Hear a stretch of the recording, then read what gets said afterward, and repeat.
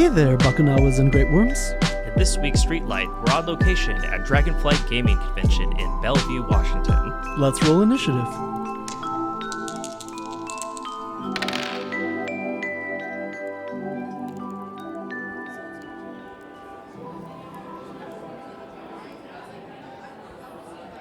So we're on location at Dragonflight Con. Yes, we are, walking down the stairs. I've seen one really good wizard hat so far. Oh yeah, wizard hat count. Yeah, I've only seen the one, the blue and white one. But I think OrcaCon was 8, so we'll see if we get anywhere close to that here. Sounds like a good game.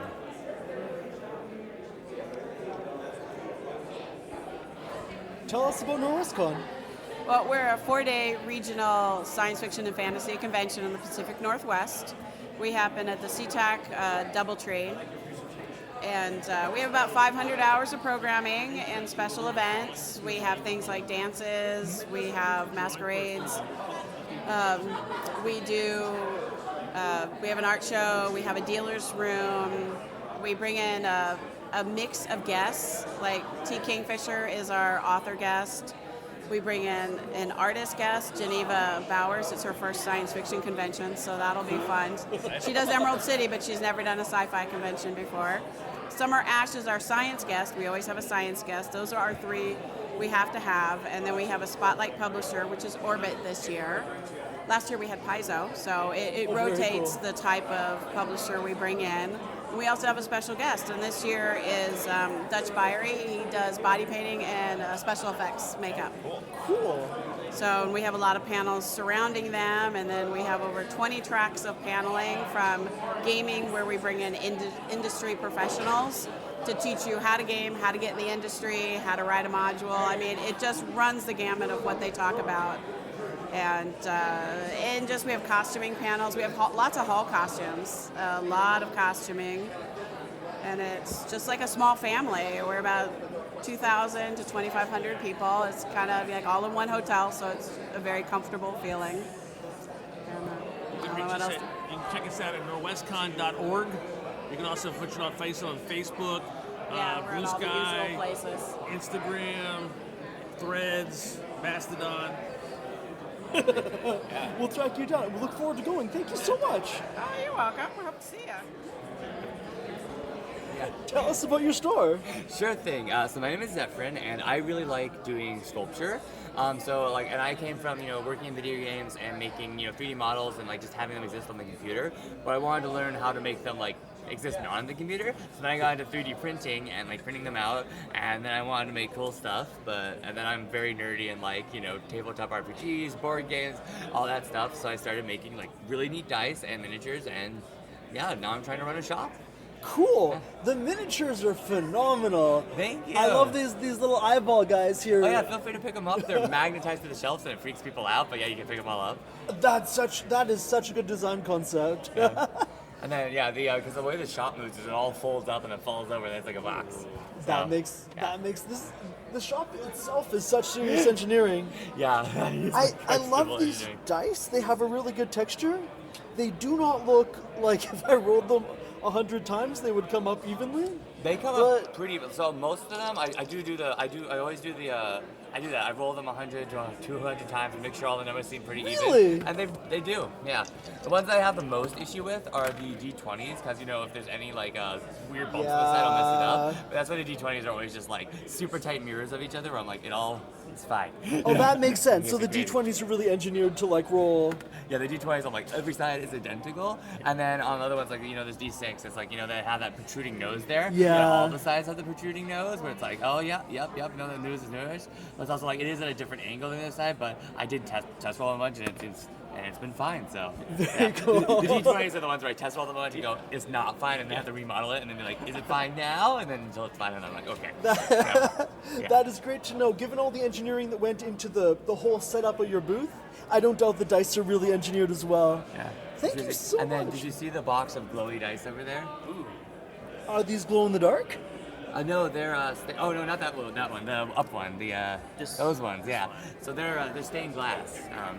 Incredible. They're I paint them out clear, and then I paint I paint the colors onto them, and then there's green ones left in the pipeline where it's like, yeah, you have them clear, you paint the colors you want on the sides, you dry brush them black, dry brush them silver, and then they look like that. Very cool.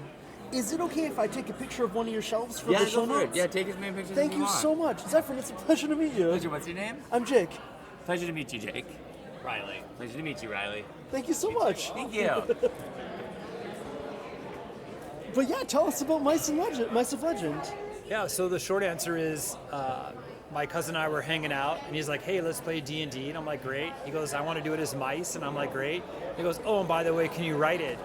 And next thing I know, I had 180 pages and like half a dozen maps. And so that was the genesis, but the real key we wanted is we didn't want to learn a new game system or invent an RPG. We just wanted to play D&D. Right. So through the magic of the setting guide, it tells you how to go into the mouse world, like how do you translate elves and dwarves and goblins and hobgoblins and what to do with creatures with 2 body parts. And that's how it goes. And then every module takes you to a new location. Some are outdoors, some are urban adventures. And then we introduce new monsters, new magic items, new spells. And so the lore keeps growing as you go. Extremely cool. And when you say D&D, this is old school D&D. So I am old, and so I wrote it in AD&D First Edition or OSRIC because they're very compatible. I have free downloads for OSE, so the BX systems, and then we do have conversion guides for 5e. But yes, my original core was OSR, and it's pretty much compatible. Any OSR system, you'll find it very easy to use. And is the sensibility of these adventures kind of that old school dungeon crawl? Yeah, so I kind of wrote them in the old school way, you know, those old Gygaxian adventures that are a little bit salty and crispy. At my core group, we actually do track encumbrance and how many torches you have and whatnot. But when I play with younger people, like I didn't know this, but apparently it's very big with middle schools and high schools and scouts and families. You know, at that point then it's a lot less crunchy. And so you simplify the rules, and it's a lot more about the fun and the adventure. And so I feel like it's very adaptable onto how you as a table and you as a DM want to play it. That makes a ton of sense. Thank you so much. Absolutely. Yeah, tell us about what you do. So we design miniatures that are. The idea is to help onboard people into the hobby painting. And so what we do is we do a stylized miniature that is Chibi meets Looney Tunes, really big characters, fun silhouettes and posing on them. So it's more easy for people to onboard and be really entertained when they're actually painting it. You have modern miniatures that most miniatures are done digitally, so there's no exclusion of how much detail you can put on anything. Now, so part of that problem is you get someone who wants to get into the hobby and they see all this little greeble and they're like, there's no way I can do that. Oh, and I have to pay $20 for something that's just going to sit on my shelf and I'm never going to touch because I'm too scared to. So we want to stop people from collecting their wall of shame and actually start painting their miniatures. So we use big, broad volumes with little bits of detail and textures in there. So you start working on your dry brushing, your washes, your blending, and really start building your techniques. Her, for an example, her very first miniature is this cowboy skeleton. Cool. First miniature she ever painted. She's done about a dozen or so miniatures that are up here now, and this is her latest one, is our axolotl rider. And so she's been able to learn skills about texturing and patterns and just slowly evolve and become more confident with her techniques. Extremely cool. And they have this like, I guess this fun cartoony vibe almost. Yeah. I guess I'm curious, do you think that affects the types of games people play with them? I think it's appropriate for the games people actually play. What I'm saying is, everyone has been part of like a TTRPG campaign, and you might start off grim and dark and edgelordy, but it never lasts more than a session, right? And so I figured like the miniatures for people that actually play these games should represent the type of campaigns they play. So having fun, really character-driven miniatures, I think is really important to really put yourself in the setting of being ridiculous on your adventures. I love this philosophy. Yeah. Thank you so much. Thank you. Tell us about these tables. Okay, so these are my folding, spinning board game table toppers. They sit on top of like a dining room table with all the shared components up top and all the individual player stuff beneath. Right. The main thing about these is that mine have a built-in Lazy Susan, and so the entire board is able to spin. So it increases accessibility for the entire group of people playing as well as visibility, while giving space back to the players. These ones also fold up to about the size of a briefcase for the smaller one and about the size of a checked luggage bag for the large one. These are extremely cool. This is some serious engineering. Thank you. Yeah, thank you so much. This was something that I had an idea for it a while back, and I went online to buy one, and nobody made what I wanted. And so are you making them all? Yes, I do all of these myself by hand. Wow, incredible. Thank you so much. Not a problem. Tell us about what you make. Yeah, so I make oversized, cartoony, stylized minis. My focus is on a diverse selection of minis, things that people don't necessarily find, and to be as accessible as possible. So the proportions are really big, they're not as shatterable when they drop, and they're just goofy. They're a little more lighthearted. They have different types of surface area, so anybody can paint them, all skill levels, all ages, but they're infused with stuff that I like. Stupid little guys, lots of sort of queer types of minis, and animal folk and all that jazz. These are extremely cool. I see what you mean. There's like a chaperone VMAs one over here. Yes, I do. Yes, and I've got my drag queen of the dead, my slay queen. He's not in here, but I have my drag king of hearts. He's a tiefling, and he has an elf form too. Yeah, everything's just a little infused with stuff I like, and it's been really great. It's so much joy doing it. This is incredibly cool. Do you think having like these kind of cartoonish minis like affects the stories people tell or the genre of games people play? I do. I think that it will definitely depend. I've had some people tell me that their mini just stands out in their grimdark campaign, which is hilarious to me. But I do think when people play games, just the story of all the sort of madcap adventures they get into, it just suits. You know, between your weird like, well, we tried to save this peasant in the well, and it ended up now we're using him as sort of as an anchor, his dead body, to try and get the jewel at the other side. Yeah. So it's like, it turns out surprisingly fitting for a lot of people's campaigns, because when you start improvising with friends, you're just going to have a good time. Extremely cool. Yeah. Thank you so much. Absolutely. Thanks for stopping by. How long have you been doing the podcast? Episodes have been coming out for A year and a half. year and a half now. Oh, yeah. that's a lot of dedication. Most people do it for like a week and then quit. Yeah. We batch them, so do a whole get season. at a time. Yeah, So yeah. it's like No, it's been fun. I mean, we interview people like kind of long form sit down, but then at cons like this, we just ask people about their projects because this is like the coolest place to find out about what Yeah. people are working on. Do you mind telling us about the Golden Tuna? Okay, so the Golden Tuna started as an April Fool's joke, kind of. Okay. So what happened is that I did my first convention, which was Creepsmiths. It was Oddmall Creepsmiths up in Monroe. And I had just started out, and I had these shirts, which No has thoughts, only tank. an anthropomorphic orange cat. No thoughts, only tank. And the cat is based off of my mom's cat, Lucky. Is Lucky an orange cat? Lucky is a very orange cat. With no brain and With no brain. Excellent. Absolutely not a thought in his skull. And so I had those, and then the Nylon Realm came up and was like, "Hey, have you thought about a mini, because this character is really cute?" And they already had some cat minis. They had some stuff that looked very similar.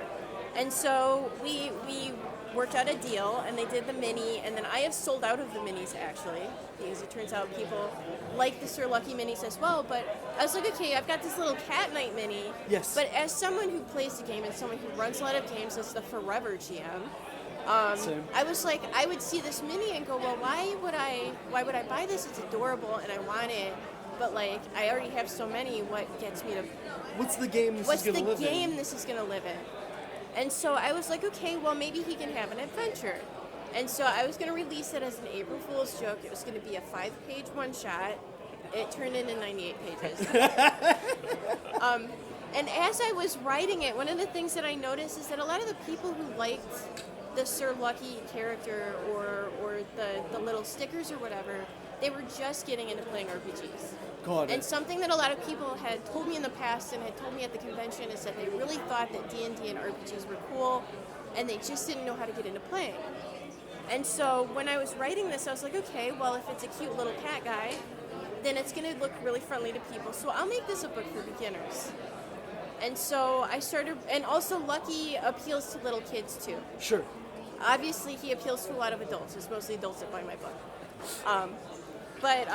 So I started writing this adventure that is friendly to new players. It's friendly to people. Like, one of the assumptions of this book is maybe you've never run a game before. Cool.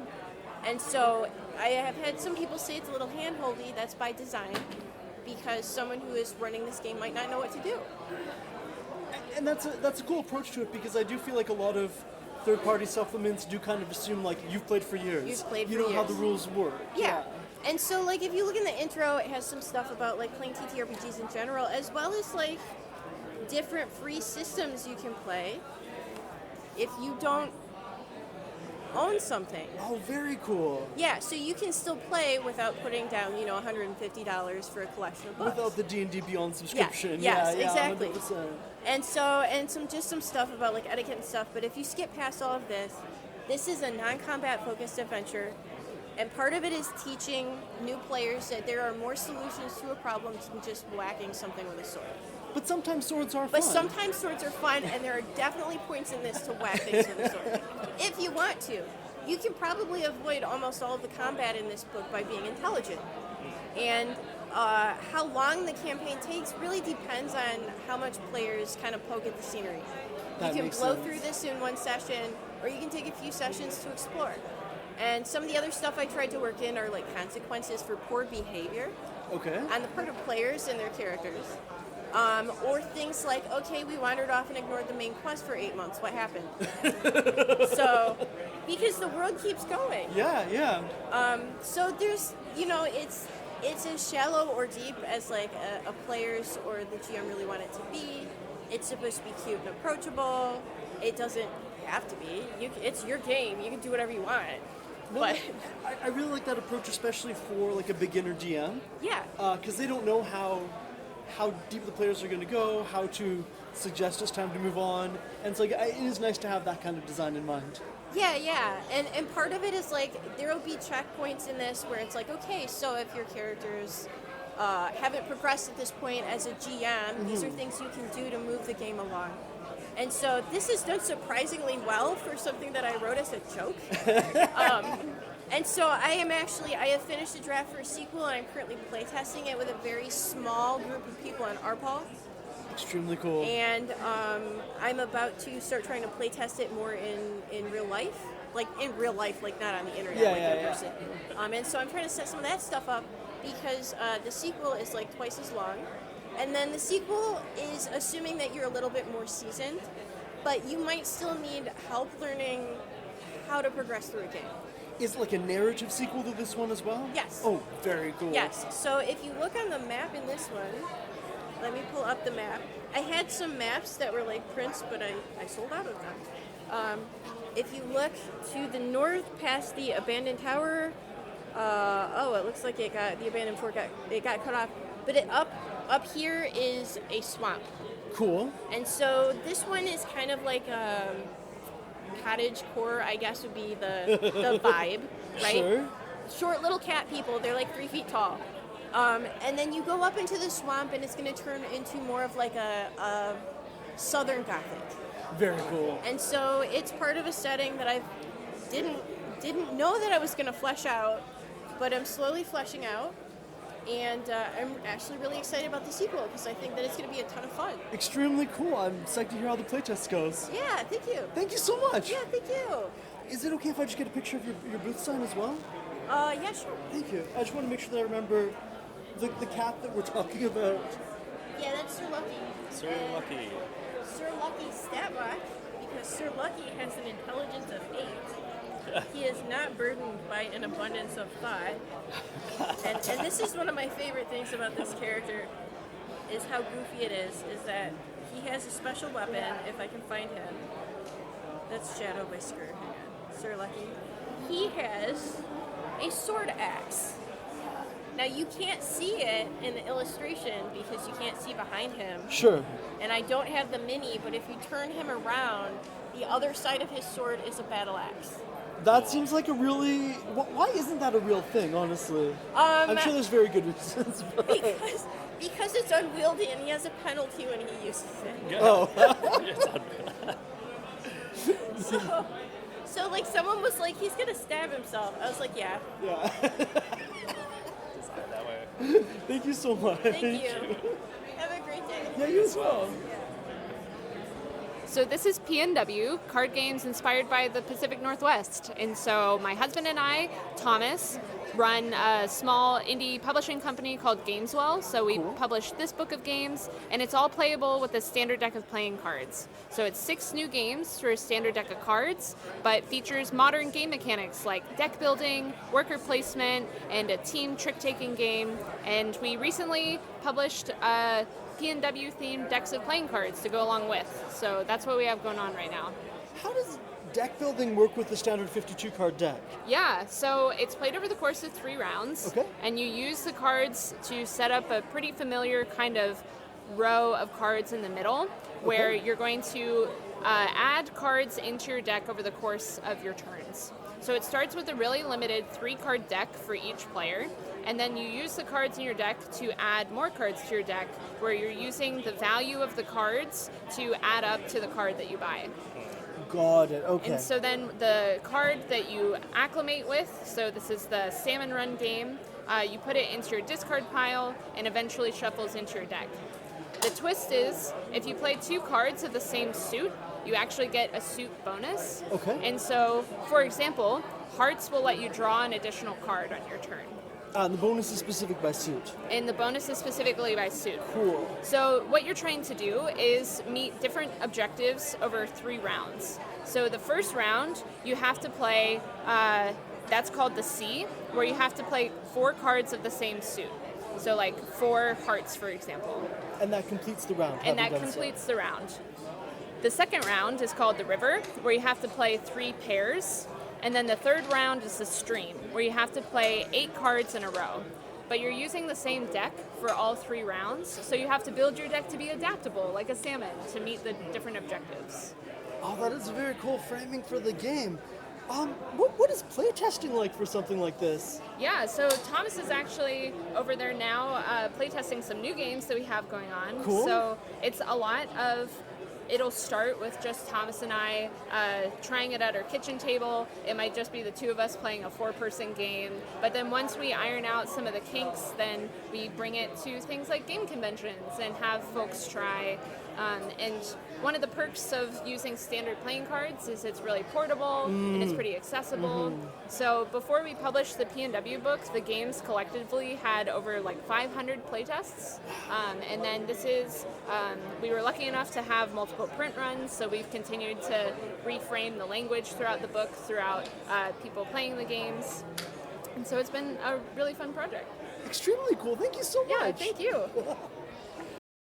Tell us about what's new in Yeld. Okay, well, first of all, let me just give a recap of the quick premise. Sure. It is a game about kids from our world who are going on this journey through this magical door, but the door shuts behind them and they're trapped in this fantasy land. So they have to grow up a little bit. They have to decide who they're going to be, and they have to try to find a way home again or try to find their place in this world before they become monsters. Or they might decide they want to be monsters. It's a kind of an unsubtle metaphor for growing up, for being queer, and for deciding who you're going to be.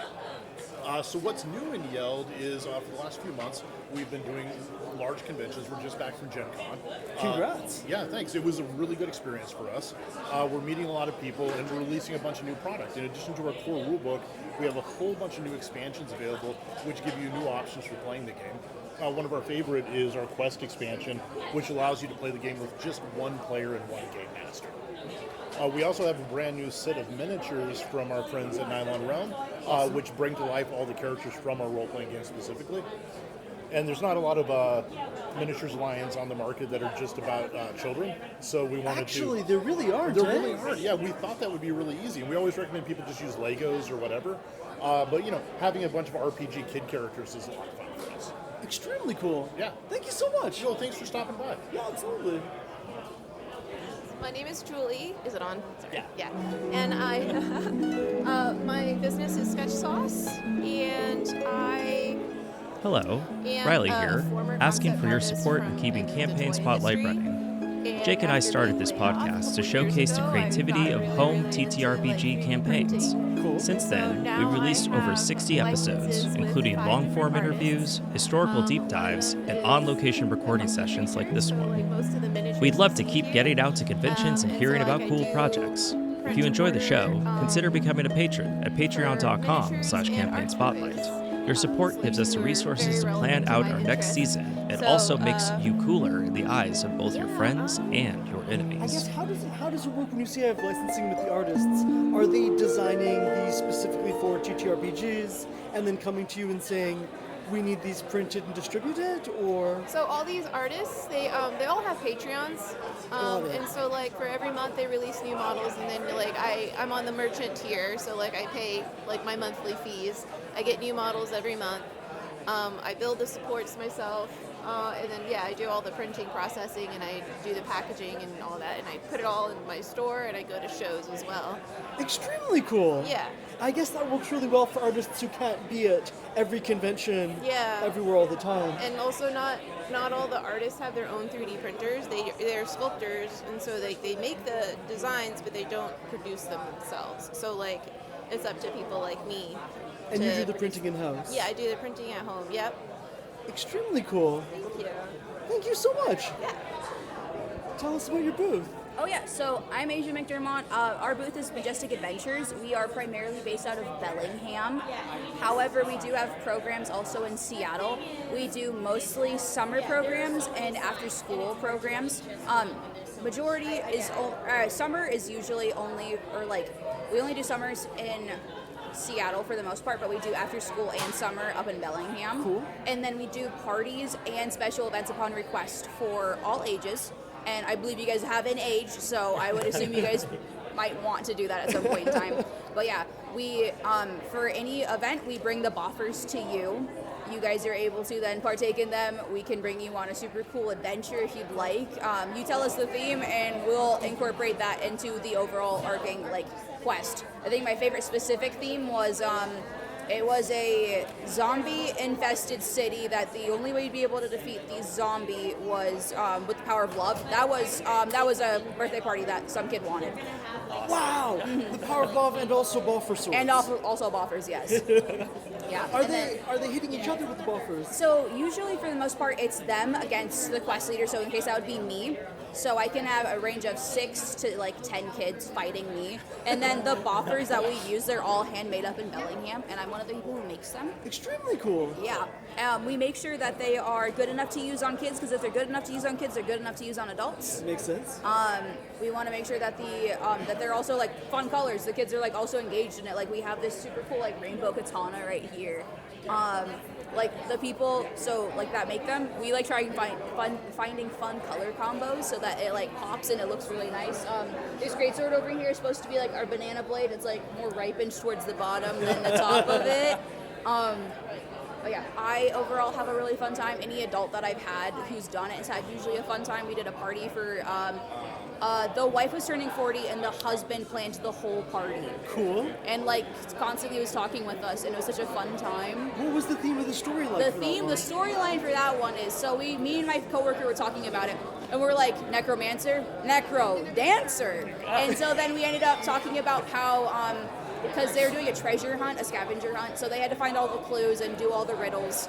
And every single time I'm leading these 10 adults through their property, my coworker goes up ahead, costume change every single time. Oh wow! And is I am the necroprancer, and change to different necro things every single time. And it's you have to solve my trap to get through here. One of them was a dancing challenge, and these adults were having so much fun. One of them was busting it down, and overall they had a really fun time. At the end, instead of me being their guide, I got transformed into another necromancer. I got taken over, Sure. So I had to fight all of these adults with my coworker too. Overall, they had a fun time. At the end, they chanted both of our names and made it so that both of us fought each other. So I fought my coworker. I think my coworker ended up winning because they had the longer swords, and I was like down an arm. Oh no! I guess it sounds like a lot of these people really like the story of it almost more than they want to do the sword fighting. Yeah, definitely. I love it when a person goes, hey, I want this theme. And I go, great, I want to make sure I can do this theme to the best of my ability. And so when we're also doing summer camps, we have like a designated story. However, we do improv with the kids too, where it's like, hey, this is our designated story. However, I want to see this. And so what I'll do is I'll do my best to incorporate that. Or like if they want to, like there's a villain and they want to defeat it this way, like using words or using silly jokes. So like, okay, great, I'll try to make this villain accommodating in the way of like, well, if you're trying to defeat me with silly jokes, I'll try to defeat you with silly jokes. My favorite was a dance competition I did a couple weeks ago. Essentially it's this like giant like lava dragon. And I was like, guys, you can't damage me while I'm dancing. And they're like, well, how do we damage you? And I'm like, you guys gotta dance back. And so I have these teenagers dancing at me. And with swords. Oh, they put the swords down. Oh, okay. And so what's great is that then at one point in time, I'm able to like essentially like, guys, I can defeat you guys with one dance move. And I was like, I can do the worm. And like, I'm being the character. And like, Asia, the quest leader, cannot do the worm whatsoever. My kids stop, they look at me, and they just watch me go to the ground. Like, I literally like get their like attention, I go to the ground, and I just like flop like a dead fish. And my kids start dying, and my coworker goes, well, because I had my coworker be the dance officiant, and they're like, well, we got to see who does the best dead fish. So I have all these teenagers on the ground also flopping like dead fish in the middle of this public park, and some of them weren't doing it, and some of the other teenagers were like, you need to do that fish now, we need to win this. Did they all end up doing it? They all ended up doing it, yes. Extremely cool. This sounds like such a fun concept. Thank you so much. Yeah, you're welcome. Tell us about the library. Okay, well, my name's David. I'm the chief librarian of Alexandria RPG. We are a nonprofit role-playing game library. We travel North America and we bring a selection of books to events all throughout North America. We're based out of Tacoma, Washington. We have roughly 9,000 books, and I'll curate out a selection of books for each event. So here at Dragonflight this weekend, I think we have about 1,800 books or so. In box skins, and that's a variety of stuff from the 70s to today, and we have stuff that was never released, all kinds of fun stuff. People donate books to us. In fact, earlier today just had somebody show up and donate 200 books out of their personal collection, said, hey, I want these to go to a good home, and then we'll take them and share them with people at events all throughout North America. How does curation work then? Because if you're getting hundreds of books at each con, and you probably don't need hundreds of copies of Acquisitions Incorporated or something. So, like games that we have multiple copies of. So Easter weekend, NorwestCon happens here, Yes. And so we have a presence in NorwestCon. SecureCon is also going out at the same time. We have a presence at SecureCon. And then the library is also in transit back from PAX East. So the library's at 3 locations at that weekend. Right. So we need multiple copies, especially of the really popular stuff. And then when we have GMs coming to run things, if we have multiple copies, that really makes it much faster for people playing at the table, because the GM can go, hey, just open it up to page 128. That explains that particular rule, and that player can read the rule while the GM is working with other people, because they're either running a 2 or a 4-hour game session with people they've never played before, and possibly people that have never played before. So we get tons of people every year that their first experience with role-playing games is through us. Extremely cool. Yeah, we love doing that. We we have volunteers that just do librarian duties. And we love to be able to throw what we call our sommelier hat on, and we'll ask some questions like, "What's your favorite movie? Your favorite book?" We'll try to drill down. Do you like are you a dice chucker, Yes. or are you the more ROLE player versus the ROL player? So you're trying to find what you're trying to find a good game to put into somebody's hands to make Yes. them excited that they want to play. Yes. Because if I hand you D&D and go, this is the most popular thing, it's like, oh, that's nice. But if I hand you Army of Darkness, the role-playing game, because you're a huge fan of horror movies and you love that particular actor, why can't I think of his name all of a sudden? Bruce Campbell, thank you. All I can think of was a chin. So say you love Army of Darkness, and I hand you the Army of Darkness role-playing game, you're more inclined to find people to play. Right. Whether they've played an RPG or not in their life. So it encouraged people to get out and get other people playing. This makes a ton of sense. I love the sommelier aspect. I'm curious with the librarian aspect, the cataloging, the searchability of multiple your times a year, library. we actually, through our website, alexandriarpg.org, Okay. Everything that we've cataloged so far is searchable on our website. Cool. We have library software that we use, and a You couple have times to. a year we get a bunch of volunteers together, and then we start cataloging everything, and everything that's cataloged has a little sticker on it, so we can scan it in and out, keep track of it, and then we'll know how many copies we have. And then in the future, when we're only about a third of the way cataloged, and we keep getting more stuff. I can imagine. So like when we get together, we're able to catalog like 400 or 500 books, and that's a lot of work. Right. And especially when you're getting to the older stuff where you manually have to input all that. Where newer stuff, you can scan it, unless it's a Kickstarter thing. Yeah, it's got an ISBN, it all kind of comes up. So some of the stuff with ISBN, back in the day, they had an ISBN, but the code on the back is a different code. Oh, wild. Yeah, Okay. so you get an old UPC code versus a UPC/ISBN code. So the newer stuff you scan pops right up and it's inputted. You're like, done, sticker prints out, put it on the book, you're good to go. Older stuff, you're like, scan it, okay, didn't scan, pass it over to somebody else, they type it in manually to put the ISBN. Yes. And most of the time that comes up. Sometimes it's old enough, it's nowhere in the system, so you've got to now go manually input the name of it, the author, when it was printed, all the stuff that we need as a library, and then we get a. But then once that catalog is built, you just have it. Yes. So, yeah, it's a one-time exactly. cost. Yeah. I guess I'm curious. Is there any interest from like academic libraries or anything like that in the collection you're building? I've had a lot of librarians talk to me over the years. In fact, I always joke that I'm not a real librarian. I just LARP as one. And I had a couple librarians come up to me after hearing me say that, and they go, "We're both librarians." Yeah. And they did a little, wave their hand. They go, "And you're officially blessed off as a field librarian." now." Congratulations! I feel like the glasses chain is really the one thing that Yeah. would like rock the librarian LARP. Yeah. I do have a jacket with leather elbows that I'll wear Perfect. sometimes. It's a little warm in here today, so I'm not wearing it. When we're in a much more amenable climate, I will wear the jacket with leather elbow pads to give the librarian look. And it's really funny when I'm in shorts. Sure. This is such an extremely cool project. Thank you so much. Oh no, this is fun. We started in 2017 as a way to fill in space at Emerald City Comic Con. Wow. And that I took 348 books out of my house to just throw on a shelf to fill out an empty space. And people were like, "Ooh, can you bring this to our show? Can you bring this to our show?" And I was like, "Oh, okay." I was like, "I don't know." There were two awesome things at that event that sealed the deal that we were going to keep going. One, there was a dad. He had his 13-year-old son and 7 friends.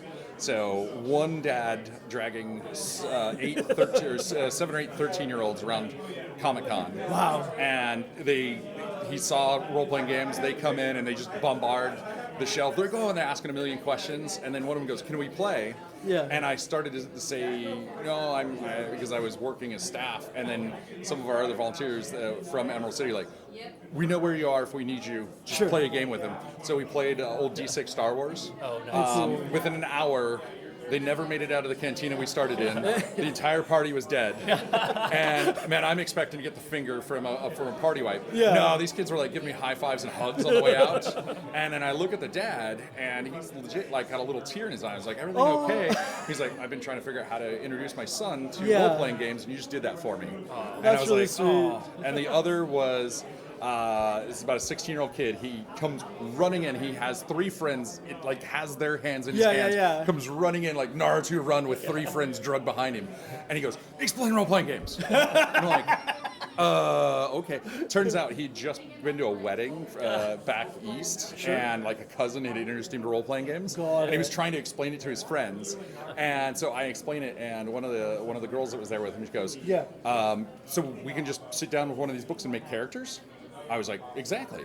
So I gave them Deadlands, the role-playing game. Cool. You do character creation with a deck of cards. Right. And they quietly sat for a couple hours in the back of the room making A characters out of it. couple hours. They were just having fun, and they put the books back and they quietly left. I was like, oh, they seemed like they were okay. The next day, one of the other boy that he brought with him comes in. He goes, hey, that Deadlands game that we made characters for yesterday, we found the PDFs for it because it was one of the first RPGs to be put out in PDF file format. And they go, we're going to be playing it now. That's so and cool. So, had one kid who'd been introduced through family, excited about it, but couldn't figure out how to explain it. And I talked to him for a little while. They made characters, and then they went on to play. Extremely so, cool. And after those two moments, we were like, okay, we'll do this. And then we've become a 501c3 over the years, and we go to we've been to Gen Con, we go to PAX Unplugged, PAX East. Wow. We've been to events up in Canada. We started with 348 books, and we're closing in on. We may have surpassed 10,000. We don't know yet. What is the storage like for that much paper? Because you can't just kind of. It is 2 cram-packed 10 by 10 storage units in a climate-controlled storage. Wow. Because it took up my house, and then when we got to about 4,500 books, I was like, okay, we need to I found a climate-controlled storage, moved the books in there, and then a couple months later, we had to get a second 10 by 10, and now we're full. We're looking at probably another one, and within the next couple years, the library may be expanding to have a Midwest location. So we're looking like at a separate physical facility. Yes. So we've done great. We have tons of awesome volunteers. I have board members that live in this area that are awesome and can take care of everything that we've been doing here. And then I'm looking to move out to like Indianapolis and set up a second location. So that we can get to Gen Con, Origins, C2E2, GaryCon, all DragonCon down in Atlanta. So shows that we've been invited to a bunch, but we just can't afford to get to. The logistics of bringing 10,000 books gets. Yeah. Well, I mean, even just bringing a couple thousand books, because a couple thousand books fills up an SUV. Just and a couple overloads thousand. it. Yeah. And then shipping. I think to Gen Con, the first time we went to Gen Con, I shipped. I think it was like 1,600 books, and that was a few years ago, and that was over $2,000 just on the shipping, and then I had flights and all that. Yeah. So that's not a reoccurring thing that we can't be can sustainable. do. Yeah. And so I tell people we're always in 3 modes of begging, be it books, which people have been doing very well with, time, and we have tons of volunteers. It's awesome, and then money. That's the one that I'm always bad at.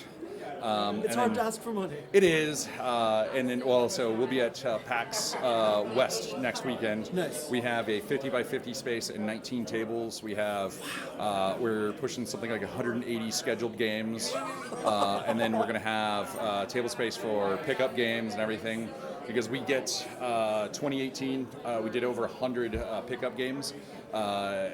Just people going, hey, I want to run Gamma World 3rd Edition. Sure. And that one was funny because I was like, I don't have Gamma World 3rd Edition. And he was like, oh, I'll bring all the books tomorrow. Just put me down for 2 o'clock, 6 spaces tomorrow. And so we still do that type of stuff, but we also love to bring GMs. So if a GM comes and runs basically 4 hours a day for us, they get a badge for the event. That makes sense. And same with like librarians. If you come in and you do a shift a day as a librarian, you can get a badge for the event. As like the sommelier librarian. Yes, you're going to come in. You'll help. It's like bigger events. We have people that are just there as kind of information, and we'll have people like perusing in the stacks. Then we'll have the less knowledgeable librarians do a lot of like reshelving and stuff. Because we went to Rose City one year and people were really bad to our books and made me sad. The next year we went, everybody was nice, so it was just got a bad group of people. Right. But we've now implemented like, hey, please return books here, and then we'll reshelve them. That makes sense. Yeah. Don't kind of try to cram it in. Yeah. But This is an incredibly cool event. So I'm just watching how busy it is. Like, yeah, it's great. Well, here we have 4 tables out in Right. front of the library at Dragonflight, and we have something scheduled at the table all the way till midnight. It's from open to midnight every day. Except for Sunday, open to close. And then we have random other things that will be going on in some of the RPG rooms. We have a couple secret games that go on at Dragonflight because this is a very specific just gaming con. Yes. So we have people that have played in a specific game every year, and one of our GMs runs it's there's 4 people, and then two new people every year will jump in. Oh, cool! And then sometimes, as the librarian, I'll run some interesting, just off the wall stuff that people aren't expecting, and then I'll get 4 or 5 people to sit down and okay, I've never heard of this. Let's play. That's extremely cool. When we posted on social media we were coming here, people said go to Alexandria RPG Library. That was the one advice we got. Last year or the year before, Eric and I were late because we both had to work that day. Yes. So we didn't get here until 3 o'clock on Friday, and we come through the door and people are like, oh my god, we didn't think you guys were gonna make it. You're finally here. Yeah. People, because the space was empty and everybody's like, where's the library? Where's the library? And the staff knew that we were both going to be there late on Friday. And it was just so funny because people were like, do you guys need help? And it was great because just people carrying boxes of books in and getting everything taken care of. And then the tome's fun because you can go back and see. So from all the cons you've been to. That's awesome. Yeah. And then we actually have a pin of the library, of the tome. Oh, cool! And then it's our mascot Uzi. Oh, it's the what's it called? Gelatinous cube. Yeah. So this is the throwback for the 50th anniversary of D&D last year. Sure. Normal Uzi is green, and he's a gelatinous rectangle. There's many forms of him because we have a noir one. He's black and white with a hat. We have because we do Securicon, yes. So we have a cherry blossom one. That makes sense. And all of them are sucking on a D12 except for the horror one, who has knuckle bones coming out of his mouth. Horrifying. We'll sign the book if that's okay. Absolutely. Thank you so much for taking the time to chat with us. No worries. I'm Jake. Jake? Riley. David? I'll give you our card, and we'll definitely link to you in the show notes and let you know when this comes out. Yeah. This is so much fun. It seems like a really fun, huge logistics, but a really fun project. Yes. Riley, what are your thoughts on our very first Dragon Con? I'm so sorry. Riley, what are your thoughts on our very first Dragonflight Con? Dragonflight Con. It was a lot of fun, Jake. There's overlap with Workacon. I think there's more board game rooms. There's definitely more board game stuff here, yes. Yeah, and games run essentially 24 hours. Yeah, I mean, the library had games running right through till midnight, and that's the subset of games that are official. So there's probably a lot running even later than that. It's cool. I mean, people come from quite a ways away to go to this, and then, because we live in Seattle, we're a little bit spoiled. And we just can kind of come out to the suburbs and come to the con for the day. Yes, let's step outside from the wind. So I will say, one thing OrcaCon did have was more wizard hats, more gnome hats, True. more kind of whimsical fantasy apparel. People here are here to play board games and play minis games, which is fun. And we saw some phenomenal minis, sellers and sculptors. But there is definitely more of a mood of hey, we are here to admire the little things on the table. We are not here to be in character as our guy. Yeah. I would agree with that. I think a huge highlight to me was actually getting to see the Alexandria RPG Library. Yes, very exciting. Extremely cool. And we got to talk to some very cool game devs as well. We sure did.